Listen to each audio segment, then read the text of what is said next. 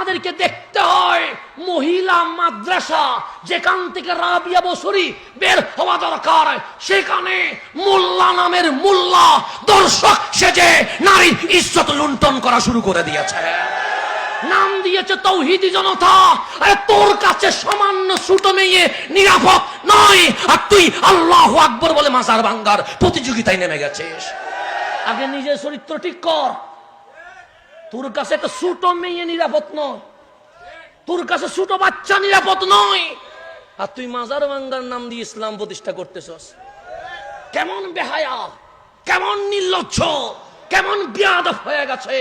যেই মাদ্রাসায় বাবা মা স্বপ্ন দেখেছে এটা মা মরিয়ম হবে, এটা রাবিয়া বসরি হবে, এটা হাদিজাতুল কুবরা হবে, এই আশায় মেয়েকে ভর্তি করাইছে কোথায়? স্কুলে না, মাদ্রাসা। হুজুরের কাছে মেয়ে কি নাই? তারও তো মেয়ে আছে। যে হুজুর এই কন্যা সন্তানের ইজ্জত লুণ্ঠন করেছে তারও তো কি আছে? তারও তো বোন আছে, তারও তো মা আছে। তো যার কাছে নারীর সম্মান নাই তার কাছে কখনো ইসলাম থাকতে পারে? ইসলাম থাকতেই পারে না। আর এগুলো টুপি দাড়ি দিয়ে তৌহিদি জনতা সেজে মাজার ভাঙ্গার প্রতিযোগিতা নামছে। এটা তোর চরিত্র ঠিক নাই, তুই আবার কিসের তৌহিদি জনতা? তোর কালচার ঠিক নাই। তোর কাছে না মেয়ে নিরাপদ, না ছেলে নিরাপদ, কোনটাই নিরাপদ নয়, আর তুই আসছস ইসলাম কায়েম করতে। এগুলা মাজার ভাঙছে এমনি না, এগুলো এই বেহায়াপনা জারি করার জন্য মাজার ভাঙতে চায়। কারণ শাহজালালের আদর্শ যদি বাস্তবায়িত হয়, এই বাংলায় কোন নারীর ইজ্জত কখনো লুণ্ঠন হবে না। শাহজালালের বাংলায় কখনো কোন ছেলের ইজ্জত লুণ্ঠন হবে না। ওরা জানে ওদের আদর্শ বাস্তবায়িত হলে কামলিওয়ালার সুন্নত জারি হয়ে যাবে। সেই কারণে তারা মাদ্রাসার নাম দিয়ে বেহায়াপনা পতিতালয় কুলিয়ে আর বাইরে এসে বলে আমরা আল্লিল্লাহি তাকবীর, শাহজালালের মাজার ভাঙ্গি দাও, শাহপরানের মাজার ভাঙ্গি দাও। আরে মাজার ওয়ালারা আসছে বলেই আমরা মসজিদ ওয়ালা হইতে পারছি। ওদের কারণে কি আপনারা মুসলমান হয়েছেন? এই সব বাজে তাওহীদি জনতার কারণে কিও মুসলমান হয়েছে? না না, তাদের চরিত্রের কারণে অসংখ্য মুসলমানের ছেলে নাস্তিক হয়ে গেছে। এরকমও অনেক আছে না? নাই আছে। যেই বাবার মেয়ে দর্শিত হয়েছে সেই বাবাকে আর মুসলমান থাকবে?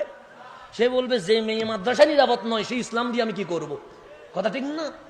যেই বাবার বাচ্চাটা তার মাদ্রাসায় পাঠানোর কারণে বলাৎকারের সম্মুখীন হয়েছে, সে কখনো মুসলমান থাকবে? তারা মুসলমানদের নাস্তিক বানায়, আর আমরা শাহজালালের উত্তরসূরিরা অমুসলিমকে মুসলমান বানানোর কাজ করে থাকে। আমরা প্রেম দিয়ে ভালোবাসা দিয়ে মানুষকে কাছে কি করে আনি, ডেকে আনি। সেজন্য আপনাদের জাগতে হবে, আপনাদেরকে বুঝতে হবে টুপি আর দাড়ি দেখলে দৌড় দেওয়া যাবে। সংস্থার কয় অবস্থা?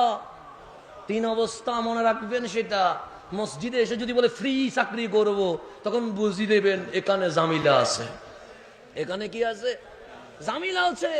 এগুলো বুঝে নিবেন। সংস্থার কয় অবস্থা? আল্লাহ যেন আমাদেরকে বুঝার তৌফিক নসিব করে। সেই কারণে তরুণ প্রজন্মকে জেগে উঠতে হবে। আজ আমার নারীর ইজ্জত রক্ষা হবে, আমার সন্তান যেন বলাৎকারের শিকার না হয়, আমার সন্তানের নিরাপত্তা রক্ষায় আমাদেরকে মাঠে নামতে হবে। শাহজালালের উত্তরসূরিরা মাঠে নেমে গেলে এজিদিরা পালানোর সুযোগ পাবে না ইনশাআল্লাহ। এই বেহায়াগুলা থেকে বাংলাদেশকে রক্ষা করতে হবে না?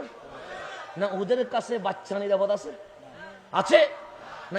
এগুলা থেকে জাতিকে রক্ষা করার দরকার আছে না? নাই আছে। সেই জন্য এগুলো ষড়যন্ত্র করে যারা ভালো মানুষ তাদের বিরুদ্ধে প্রোপাগান্ডা সৃষ্টি করে, ন্যারেটিভ সৃষ্টি করে মাজার ভাঙ্গার প্রতিযোগিতা করছে। এখন কেউ বলুক তো, এই মাজার ওয়ালারা কখনো কোনো নারীর ইজ্জত লুণ্ঠন করেছে? এই মাজার ওয়ালারা কোনো বাচ্চার ইজ্জত কি লুণ্ঠন করেছে? না না, এই মাজার ওয়ালারাই এসে সোনার বাংলাদেশে নরনারীর অধিকার প্রতিষ্ঠা করেছে। কথা ঠিক কিনা?